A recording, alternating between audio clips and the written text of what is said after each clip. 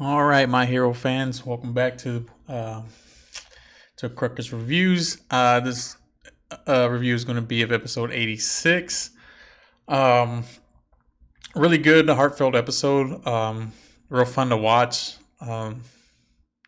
Animation was great. I think they mixed it up really nice with some of the darker themes. Nah, I don't want to say darker, but some of the more serious themes.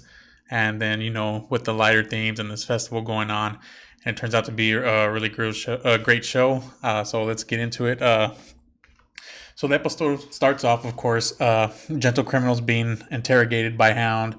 He's asking him questions. Was he doing over here? What was his intentions? That type of thing. Gentle, of course, he wants to give himself up. He's saying, hey, of course I did all these crimes. I'm here just to turn myself in.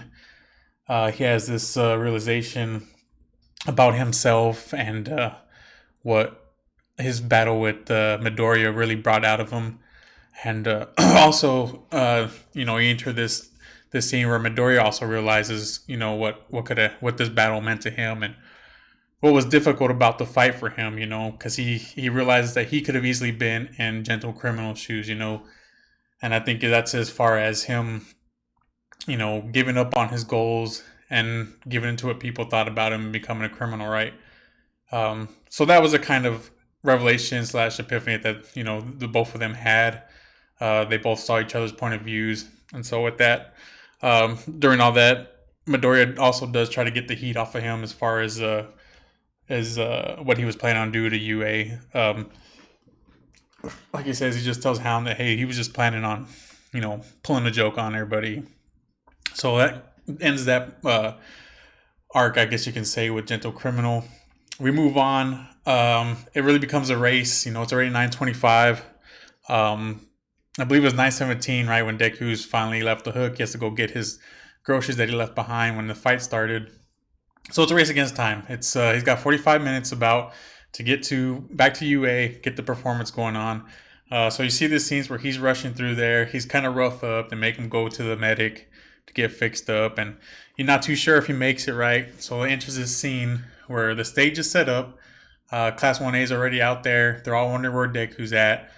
And off you get a little cutaway of some critics that are there, some critics that are really blaming UA for the state of the school. The class of 1A for the state of the UA. Some of my words, sorry. But so you have some critics out there, right? And they're just, hating. They're talking about, are they really just doing this for themselves or they're doing it for everybody? With that being said, the curtain starts to open, the performance begins, and you can see everybody out there, right? And you have Eri watching. She's ready to see Midoriya dance or do his part in it. So the curtain opens, and of course it starts off with Bakugo on the drums. And he does his little introduction, that rage introduction always does. Boom! Giant explosion, right? Starts it off. The dance number, the concert kicks off. And it's probably one of the best things I've ever seen in all of anime. I mean, I really enjoyed it. Think of how your favorite anime introduction makes you feel. Have that feeling when you see this, because that's exactly what I had. It was really fun to watch. You see everybody's participation, all their hard work come together, and they really own the crowd, and they're really there having fun with everybody, and really drawing in the crowd, drawing in their energy. I mean, it's really, really good stuff, really good stuff to watch. Like I say, you have the lights going off, and you see Deku dancing for a little while, and during the performance, you get a little glimpse of. I can't believe I can't say her name. Yeah, I'm gonna butcher these names, so I'm just gonna do by their their quirk. So earphone jack, right?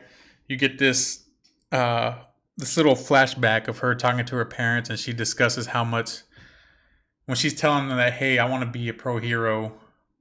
She, this awesome performance going on, right? She's kicking ass on vocals, kicking butt, excuse me, and you hit this flashback. She's telling her parents that she loves music, but she wants to help people. She loves being able to help people more, right? That's kind of her goal, and that's why she wants to be a hero. She's kind of getting teared up because she doesn't know how her parents are going to react, it seems like. And of course, you get her parents showing her full support. They discuss like, hey, we love music too. That's why we do it. But they're not forcing it on her. Of course, they taught her at a young age, but they're letting her choose her own path. And it kind of really went well with the musical number they were putting on. And it all kind of came together, right? So it goes back and they're rocking out. Everything's going good. The lights are awesome. The special effects are awesome. And then you get to the scene where you see Erie, right? She's there. Jagoda's holding her. And it's just, you see her facial expression change to this. She's just overwhelmed with joy. She's happy. She has this big smile on her face. And I couldn't have been more blown away by that scene than anybody. I mean, I sound like a big softy here, but it was awesome to see. We all seen what she's been through, in Overhaul's custody and what she's been through and how much it meant for Midoriya to put on a good show for her, do a good part for her. And he did it. It was really what I've been saying this whole time about being a hero to somebody. It's not always come down to your powers or your abilities, but who you are as a human being and the things that you go through to bring joy to others. And that's probably what we saw here first, full circle. And it was awesome. It was really awesome, really heartfelt. And like I said, I couldn't have asked for a better episode in between arcs. And so this, after that, right, the dance number ends. Everybody's impressed. They got the crowd on their side. You do cut away for a little bit. Goes to where All Might's, they're cleaning up afterwards. Midoriya's encountered All Might. Of course, All Might's telling him, hey, where were you, dude? I tried calling you. You get a snapshot of missed calls from All Might. Midoriya explains to him, hey, I didn't have my phone.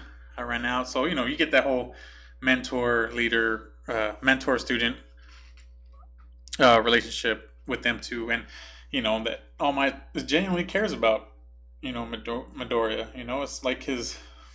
not just his protege, but also his son, so to speak. He's watching over him, and he's always concerned about his safety. During that, we also get to see 1A cleaning up. Well, before all these scenes, sorry, I did forget the funny part between Class 1B's epic play that they had, which really it was just hilarious. The maybe 1 minute scene that it was. They read their lines, they have their characters, and then, they have another throwback to science fiction film that's really awesome. Of course, you guys might not know about it. You don't have to ask maybe your father or maybe even your grandfather, depending on how old or young your family is. But it was a throwback to Star Wars, I'm guessing. Well, I'm not guessing, but that's what it reminded me of. So real funny stuff that happens. And then, of course, we go to the cleaning part. Everybody's in a hurry, especially the dude with the purple balls for his head. He's ready to see the women, right? He's ready to see the girls do their beauty pageant, and he couldn't be any happier to get there. So we get to this scene. Of course, the top three contestants, they do their show. Hado is the last one to go. She puts on this light show, and everybody's just blown away by it. She sees Deku, Lemillion, of course the other guy, the other big three fella there. And so she sees they're all there to support her. She has a good time. She does this dance number in the air with her quirk, and she winds up making like a giant flower pattern.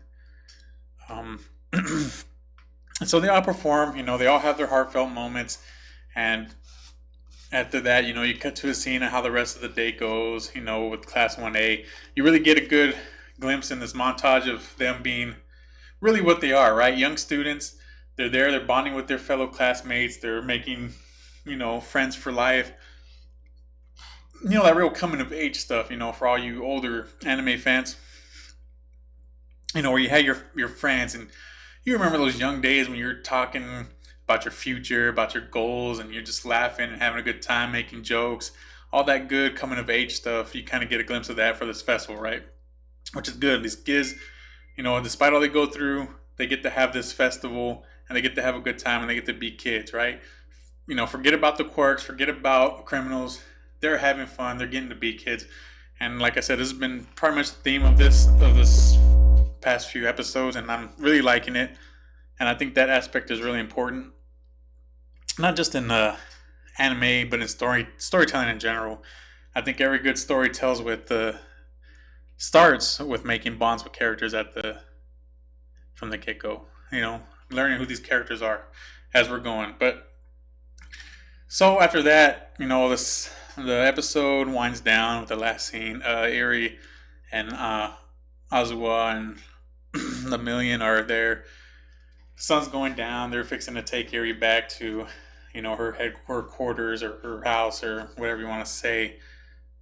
And of course, it ends with Deku handing her a candy apple, and she was super excited to get it. It was just nice seeing all that gratitude that she had.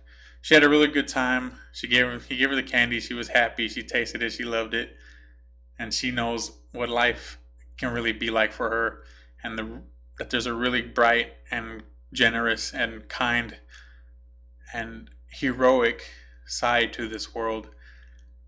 And it ends with them telling her, Deku, that he can still go see her whenever he wants. And like I said, it was just a real heartfelt episode, and kind of faded out there at the end in detail. But go out and watch the episode. Like I said, I'm just doing this reviews. That way you guys can get a heads up of some of the details and watch it for yourselves, because I'm not going to do it justice. And going play by play just seems kind of cheesy and tacky. I'd rather just have a discussion about it. So that's it for the episode. I didn't get to catch the preview for the next one. So let me know what you guys think in the comments about this episode or about any type of anime in general. Thank you guys for listening. See you in the next one.